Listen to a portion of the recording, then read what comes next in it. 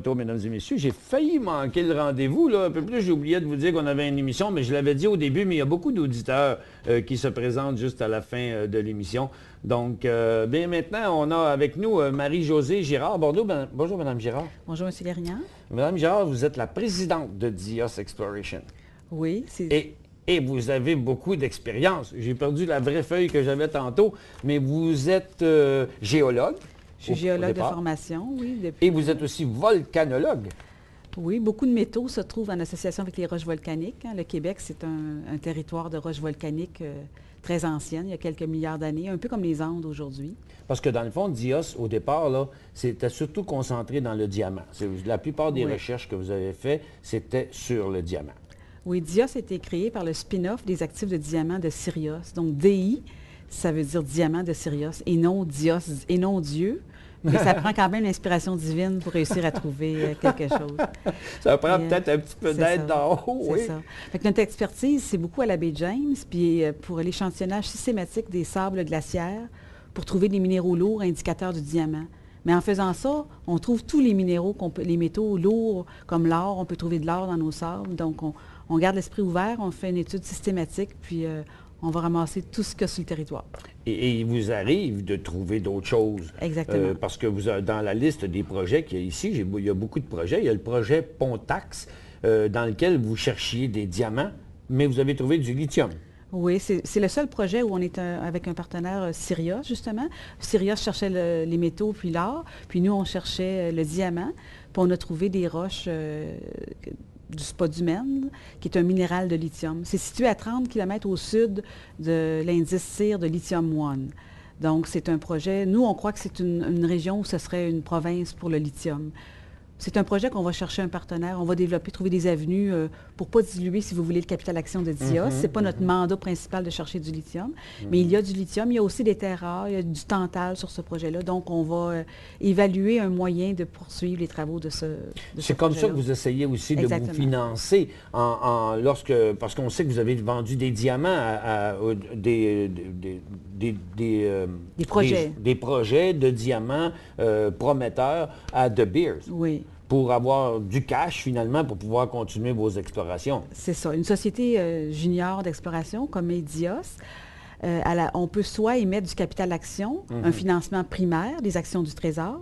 Vous, souvent, vos clients ou les gens qui vous écoutent vont acheter des actions sur le marché secondaire. Ça ne donne pas d'argent à la compagnie. Mais les actions du marché primaire, c'est des actions du Trésor. Ça donne de l'argent à la compagnie qui peut faire ses travaux. Mais ça dilue beaucoup la compagnie. Puis quand vos actions étaient à 10 cents il n'y a pas longtemps, là, tiens, on le voit ici, donc à 22 cents plutôt. Tiens, si on regarde sur 5 ans, en 2008, c'était même en bas de 10 cents. Et dernièrement, on était dans le coin de 30 cents. Mais à 30 cents, pour faire de l'argent, il faut en vendre beaucoup des actions. Puis ça dilue beaucoup. Puis là, il faut trouver encore plus pour l'avoir des actionnaires. Donc, vous essayez de vous financer comme ça sans diluer les actions autant que possible. Exactement. Un partenaire peut permettre de financer des travaux d'exploration. On est quand même privilégié au Québec. C'est considéré quasiment l'endroit numéro 1 dans le monde pour l'exploration. Pour chaque dollar que je mets en exploration dans le sol, comme à la baie James, à la fin de l'année, je reçois 2 crédits d'impôt à l'exploration qui vaut à peu près 50 sous dans le dollar. Donc, ça me permet de rouler, si je gère très serré, en bonne mère de famille, là, puis à la fin de l'année, je peux rouler encore une couple d'années avec les sous, puis continuer à faire de l'exploration systématique. L'idée, c'est un travail systématique, garder l'esprit ouvert pour toutes les substances. On a un focus, principalement à la baie James, les territoires glaciaires. Et puis, vous savez que le Canada était couvert par des glaciers, là, il n'y a pas très longtemps. Donc, c'est un échantillonnage systématique de ces terrains-là, mais il y a un potentiel énorme. La baie James, vous savez que la mine Éléonore, qui a été trouvée par Virginia, mais qui est mise en développement par Goldcorp, je crois qu'ils sont rendus à près de 9 millions d'onces d'or. Donc, le projet, dans nos projets, entre autres, un de nos projets de diamant qui s'appelle AU33 est à peu près à 40 km de là. Puis on vient de trouver de l'or là-dessus, à 2 endroits. Donc, il y a un potentiel énorme pour des régions inexplorées. Et donc, Ah oui, ils n'ont pas encore tout trouvé ce qu'ils ont trouvé là, ça c'est clair. D'ailleurs, lorsqu'on regarde les cartes, il y a tellement de projets partout dans le Nord. Puis encore une fois, il y a beaucoup d'années de ça, on pensait que c'était fini le fer sur la Côte-Nord. Puis là, ils en trouvent plus qu'ils n'en ont jamais trouvé. du fer là-bas. Oui, c'est qu'il y a un marché. C'est que les Chinois veulent exploré, c'est ça. Les Chinois veulent en acheter. Puis nous, on a pas mal fini de construire nos villes en Amérique. Mais la Chine, l'Inde, c'est des pays en émergence. Oui. Donc, pour construire des nouvelles villes, quand les gens viennent de la campagne à la ville, ça prend beaucoup de métaux, particulièrement le fer. Bien, d'ailleurs, tous les métaux, toutes les ressources ont monté. Le lithium, personne n'a été intéressé à ce métal-là il y a 20 ans. Maintenant, tout le monde en veut parce que tous les pays, on sait que les dirigeants des pays forcent les compagnies à sortir un certain pourcentage de véhicules à batterie. Donc, tu sais, la demande augmente pour pas rien que parce que les villes se développent, parce qu'on est obligé d'aller vers ces métaux-là à un moment donné. Mais parlons donc de vos autres projets. Le projet Pontax, vous dites que vous cherchez un partenaire pour ça. Vous ne voulez pas le développer, ce lithium-là, vous? Moi, c'est pas mon premier mandat pour le lithium. Alors, on a des idées avec notre partenaire Sirius pour développer le lithium. Puis moi, c'est que je vais me concentrer surtout, entre autres, sur notre projet de niobium, qui est un autre métal rare. Ça, c'est la seule exception, le seul projet où on n'est pas à la baie James. La baie James étant comme au nord de Matagami. C'est le projet du Lac-Saint-Jean. Je me suis trompé. D'abord, ce n'était pas le lithium au Lac-Saint-Jean, c'est le niobium. Oui. C'est un métal qui permet de créer des alliages. Ça sert dans la fabrication d'alliages de haute technologie pour l'aérospatiale. Mais léger. Léger, exactement. Donc, on est à peu près à 7 km de la mine de Niobek, qui est une mine en exploitation depuis une trentaine d'années à Chicoutimi.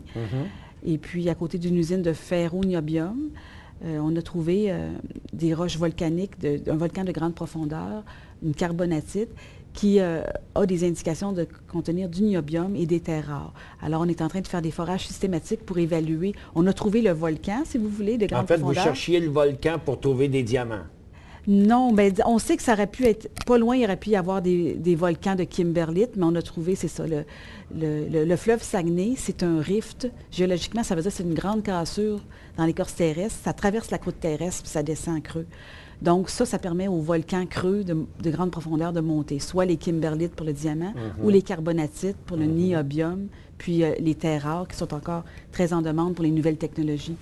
Donc, ça ne veut pas dire qu'on a une mine, mais ça veut dire qu'on a trouvé la bonne sorte de roche.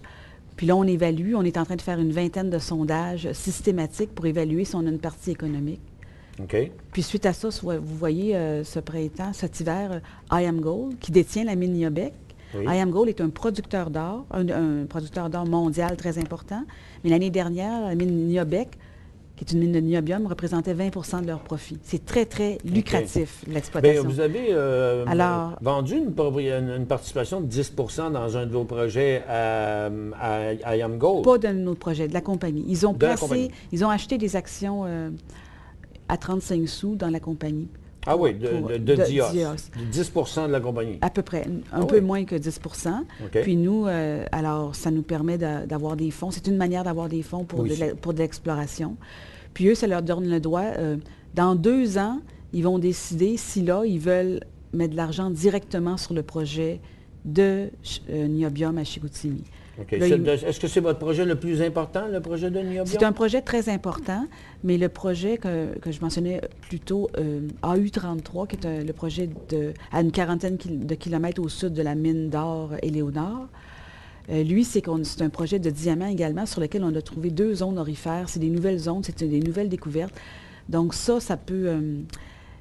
c'est une évolution très différente. Le niobium, ça vous prend un marché. Ça vous prend quelqu'un pour l'acheter, le niobium. Comme Niobek, ils connaissent les marchés. Dans le monde, il y a très peu de gens qui vont acheter votre niobium si vous en trouvez. L'or, vous pouvez le vendre, n'importe où. OK. Pourquoi? Parce que c'est des marchés très... c'est principalement les Américains qui vont acheter le niobium. C'est très stratégique. On appelle ça des métaux stratégiques. Des métaux industriels. C'est un peu comme le diamant même. Le diamant, si vous avez personne qui l'achète, votre diamant, il ne vaudra pas grand-chose. Ça vous prend des acheteurs. Tandis que l'or, les métaux, c'est plus... il y a un marché... Il y a même des marchés cotés pour les métaux. Donc, c'est peut-être plus facile pour une petite entreprise de développer, par exemple, un projet d'or par elle-même qu'un projet comme nous, c'était une entente stratégique avec IAMGOLD. C'est sûr qu'avec du niobium, tôt ou tard, on devait faire affaire avec eux. À un moment donné... dit, vous pouvez trouver des choses, mais dans lesquelles vous n'êtes pas des experts, vous ne connaissez pas les marchés. Donc, là, vous cherchez à vendre ces projets-là au lieu de les exploiter. Mais en gardant une partie. Oui, c'est ça. On en garde une partie. Avez-vous des projets en dehors de l'exploration avez-vous des projets où vous voudriez vraiment exploiter quelque chose? Avez-vous quelque chose qu'on pourrait envisager exploiter? Bien, nos projets d'art, possiblement, mais notre expertise, nous, c'est l'exploration. Donc, notre expertise, c'est qu'on part de zéro. Nos projets, on les dessine à 100 %. On les crée à partir d'une feuille de papier quadrillé. On s'aide de l'ordinateur, puis un crayon, puis c'est des idées. C'est un monde de création. On crée nos projets avec l'expertise qu'on a en exploration. C'est un monde très différent. Des données que vous avez, des données qui ont été trouvées aussi dans certaines années, souvent même par d'autres. C'est ça. Si on arrive au stade de la production, à un moment donné, je vais m'associer à des gens qui connaissent ça, la production.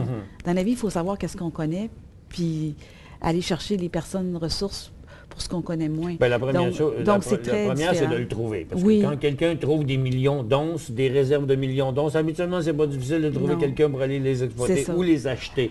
On voit ici le graphique de votre compagnie dernièrement. Et moi, la raison pour laquelle on vous a contacté et on voulait vous parler, c'est qu'il y en a beaucoup de compagnies dans le milieu. Mais moi, ce que j'ai remarqué, c'est qu'il y avait eu une activité hors de l'ordinaire dans les actions de la compagnie, juste ici, là, au tout départ, là, dans le coin de 25 à 32 cents. Donc, et ça demeure aussi très actif. Mais chez vous, c'est quand même assez récent, cette nouvelle activité-là. Est-ce que ça dénote quelque chose de particulier? Est-ce que c'est des nouveaux joueurs ou si vous attribuez ça à la spéculation? Bien, vous savez, il y a 2 ans, il y a eu la crise financière. Alors, tous les titres des petites sociétés juniors ont baissé beaucoup. Si vous regardez depuis 2008, on a quand même monté de 8 sous à 20 sous, après ça à 30 sous. Au printemps dernier, par exemple, quand on a découvert la carbonatite à Chicoutimi, on est passé de 10 sous à 30 sous, 35 sous. Il y avait eu un repli jusqu'à 27, 28. Puis là, c'est sûr que cet automne, c'est qu'on a annoncé la découverte des zones d'or sur le projet AU33. Non loin du gîte de classe mondiale de Léonard. Fait que ça attire les gens.